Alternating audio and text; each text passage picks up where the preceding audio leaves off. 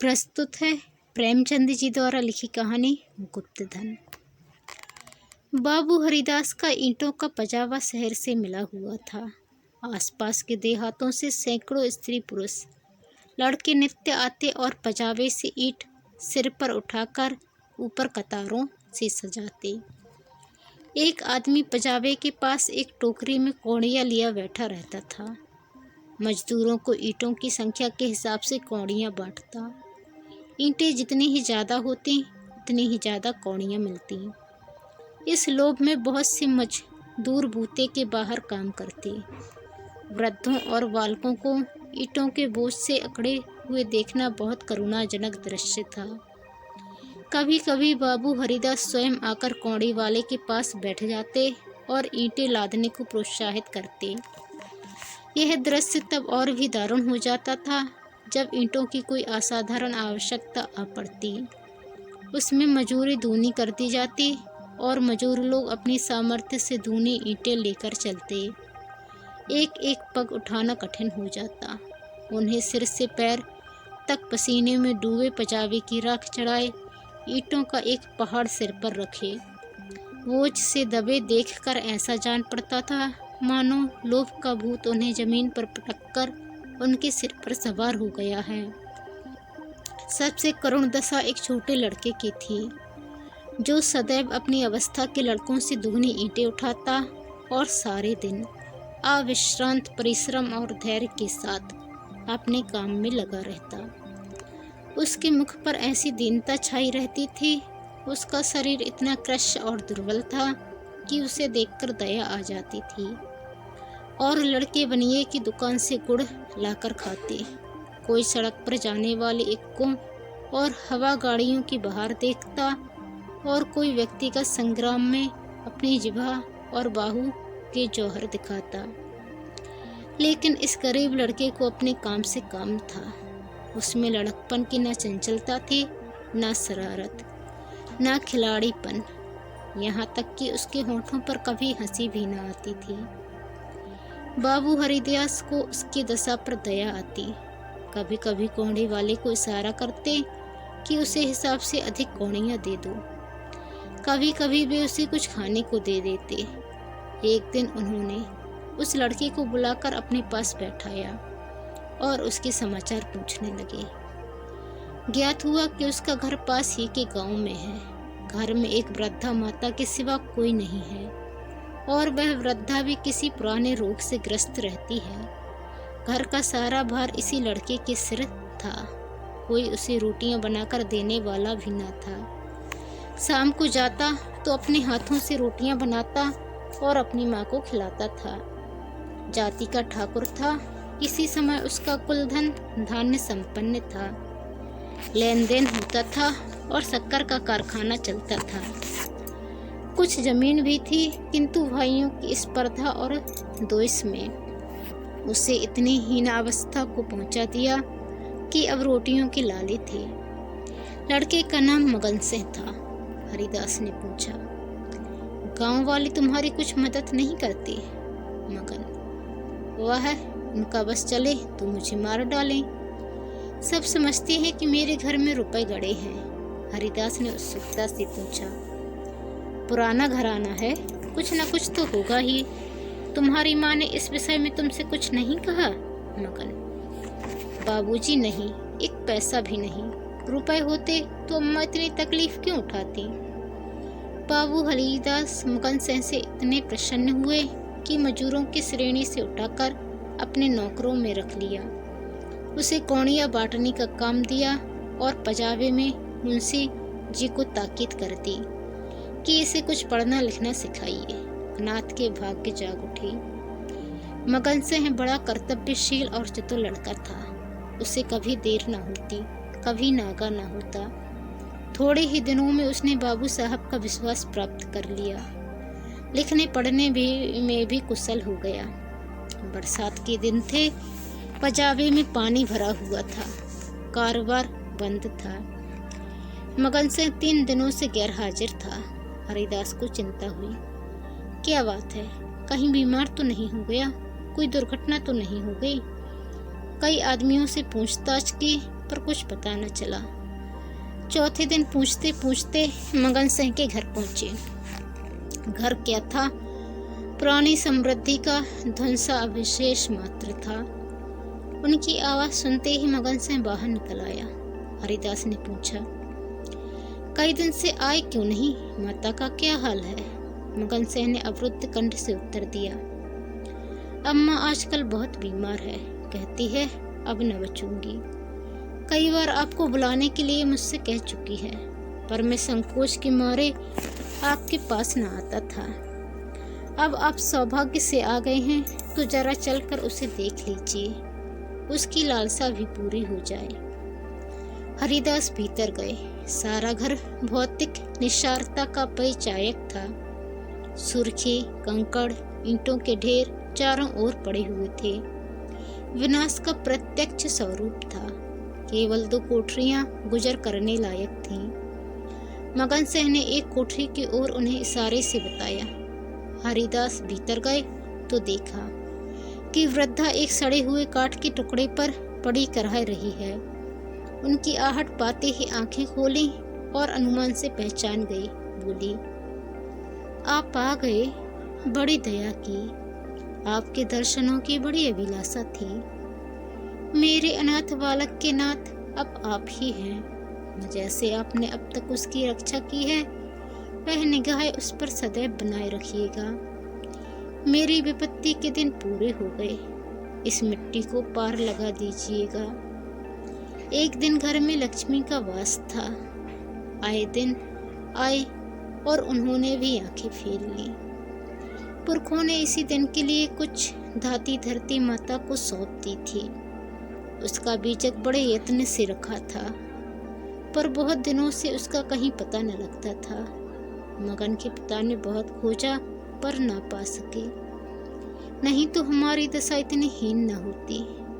आज 3 दिन हुए मुझे वह बीजक आप रद्दी कागजों में मिल गया। तब से उसे छिपा कर रखे हुए हूँ। मगन बाहर है।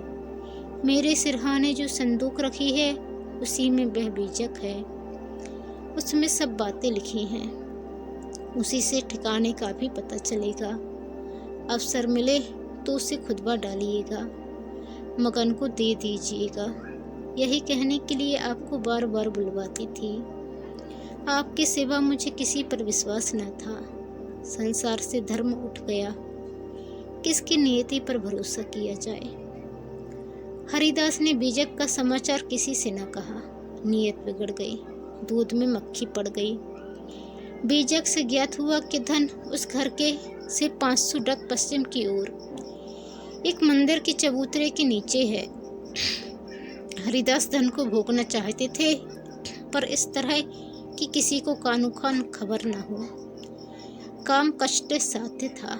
नाम पर धब्बा लगने की प्रबल आशंका थी, जो संसार में सबसे बड़ी यंत्रणा है। कितनी घोर नीचता थी। जिस अनाथ की रक्षा की, जिसे बच्चे की भांति पाला, उसके साथ विश्वासघात। कई दिनों तक आत्मवेदना की पीड़ा सहते रहे। अंत में कुतर्कों के विवेक को परास्त कर दिया। मैंने कभी धर्म का परित्याग नहीं किया और न कभी करूँगा। क्या कोई ऐसा प्राणी भी है जो जीवन में एक बार भी विचलित न हुआ हो? यदि है तो वह मनुष्य नहीं, देवता है। मैं मनुष्य हूँ। मुझे देवताओं की पंक्ति में बैठने का दावा नहीं है। मन को समझाना, बच्चे को फुसलाना है। हरिदास सांझ को सैर करने के लिए घर से निकल जाते। जब चारों ओर सन्नाटा छा जाता तो मंदिर के चबूतरे पर आ बैठते और एक कुदाली से उसे खोदते। दिन में 2-1 बार इधर उधर ताक झांक करते कि कोई चबूतरे के पास खड़ा तो नहीं है। रात की निस्तब्धता में उन्हें अकेले बैठे ईंटों को हटाते हुए उतना ही भय होता था जितना किसी भ्रष्ट वैष्णव को आमिष भोजन से होता है। चबूतरा लंबा चौड़ा था। उसे खोदते 1 महीना लग गया और अभी आधी मंजिल भी तय न हुई। इन दिनों उनकी दशा उस पुरुष की सी थी जो कोई मंत्र जगा रहा हो। चित्त पर चंचलता छाई रहती। आँखों की ज्योति तीव्र हो गई थी। बहुत गुमसुम रहते, मानो ध्यान में हो। किसी से बातचीत न करते, अगर कोई छेड़कर बात करता तो झुंझला पड़ते। पंजाबी की ओर बहुत कम जाते, विचारशील पुरुष थे। आत्मा बार बार इस कुटिल व्यापार से भागती। निश्चय करते कि अब चबूतरे की ओर न जाऊंगा, पर संध्या होते ही उन पर एक नशा सा छा जाता। बुद्धि विवेक का अपहरण हो जाता। जैसे कुत्ता मार खाकर थोड़ी देर के लिए टुकड़े की लालच में जा बैठता है, वही दशा उनकी थी। यहाँ तक कि दूसरा मास भी व्यतीत हुआ। अमावस की रात थी। हरिदास मलिन हृदय में बैठी हुई काली माँ की भांति चबूतरे पर बैठे हुए थे। आज चबूतरा खुद जाएगा, जरा देर तक और मेहनत करनी पड़ेगी। कोई चिंता नहीं। घर में लोग चिंतित हो रहे होंगे, पर अभी निश्चित हुआ जाता है कि चबूतरे के नीचे क्या है। पत्थर का तहखाना निकल आया तो समझ जाऊंगा कि धन अवश्य होगा। तहखाना ना मिले तो मालूम हो जाएगा कि सब धोखा ही धोखा है।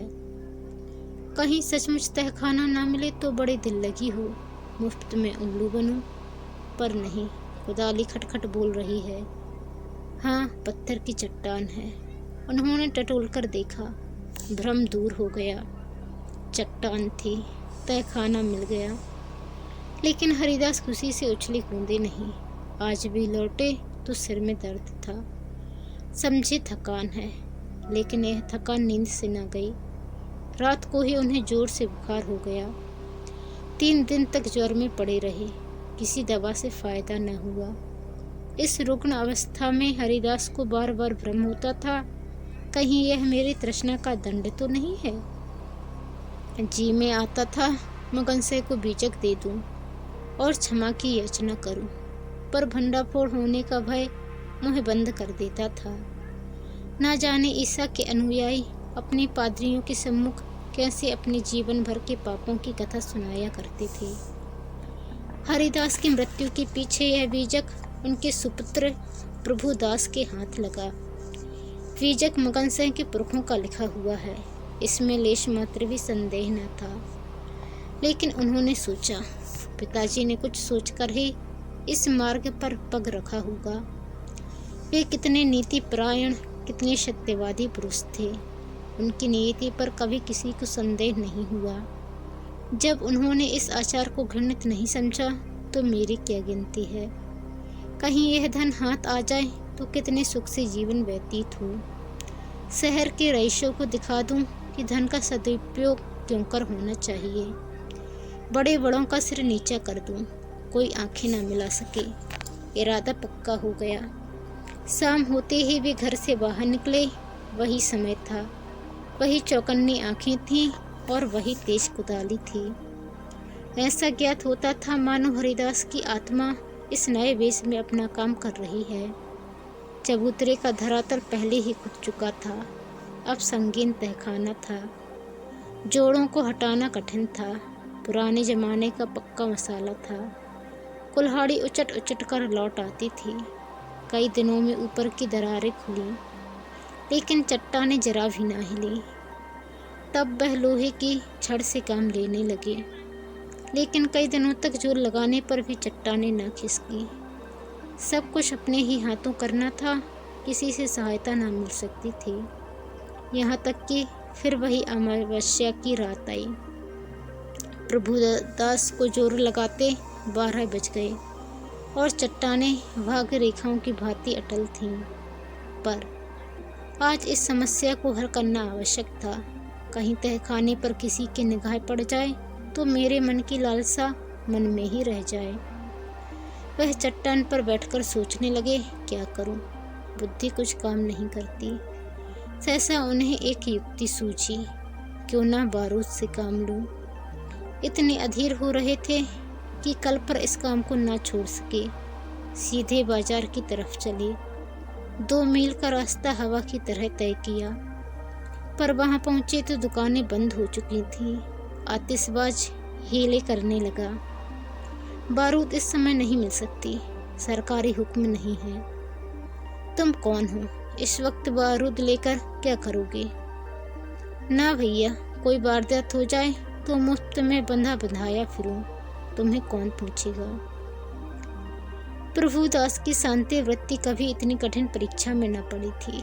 वे अंत तक अनुनय विनय ही करते रहे, यहाँ तक कि मुद्राओं की सुरीली झनकार ने उसे वशीभूत कर दिया। प्रभुदास यहाँ से चले तो धरती पर पाँव न पड़ते थे। रात के 2 बजे थे। प्रभुदास मंदिर के पास पहुँचे, चट्टानों की दराजों में बारूद रख पलीता लगा दिया और दूर भागे। एक क्षण में बड़े जोर का धमाका हुआ, चट्टान उड़ गई। अंधेरा गार सामने था, मानो कोई पिशाच उन्हें निगल जाने के लिए मुंह खोले हुए है। प्रभात का समय था। प्रभुदास अपने कमरे में लेटे हुए थे। सामने लोहे के संदूक में 10,000 पुरानी मोहरें रखी हुई थीं। उनकी माता सिरहाने बैठी पंखा झल रही थी। प्रभुदास ज्वर की ज्वाला से जल रहे थे। करवटें बदलते थे, कराहते थे, हाथ पांव पटकते थे, पर आंखें लोहे की संदूक की ओर लगी हुई थीं। इसी में उनके जीवन की आशाएं बंद थीं। मगन से अब पजावे का मुंशी था, इसी घर में रहता था। आकर बोला, पजावे चलिएगा, गाड़ी तैयार कराऊं। प्रभुदास ने उसके मुंह की ओर क्षमा याचना की दृष्टि से देखा और बोले, नहीं, मैं आज न चलूँगा, तबीयत अच्छी नहीं है, तुम भी मत जाओ। मगन से उनकी दशा देखकर डॉक्टर को बुलाने चला। 10 बजते बजते प्रभुदास का मुख पीला पड़ गया, आंखें लाल हो गईं। माता ने उसकी ओर देखा तो शोक से विहलित हो गई। बाबू हरिदास का अंतिम दशा उनकी आंखों में फिर गई। जान पड़ता था यह उसी शोक घटना की पुनरावृत्ति है। यह देवताओं की मनौतियां मना रही थीं, किंतु प्रभुदास की आंखें उसी लोहे के संदूक की ओर लगी हुई थीं, जिस पर उन्होंने अपनी आत्मा अर्पण कर दी थी। उनकी स्त्री आकर उन्हें पैताने बैठ गई और बिलख बिलख कर रोने लगी। प्रभुदास की आंखों से भी आंसू बह रहे थे, पर वे आंखें उसी लोहे के संदूक की ओर निराशापूर्ण भाव से देख रही थीं। डॉक्टर ने आकर देखा, दवा दी और चला गया, पर दवा का असर उल्टा हुआ। प्रभुदास के हाथ पांव सर्द हो गए, मुख निस्तेज हो गया, हृदय की गति मंद पड़ गई, पर आंखें संदूक की ओर से न हटी। मोहल्ले के लोग जमा हो गए। पिता और पुत्र के स्वभाव और चरित्र पर टिप्पणियां होने लगीं। दोनों शील और विनय के पुतले थे, किसी को भूलकर भी कड़ी बात न कही। प्रभुदास का संपूर्ण शरीर ठंडा हो गया था।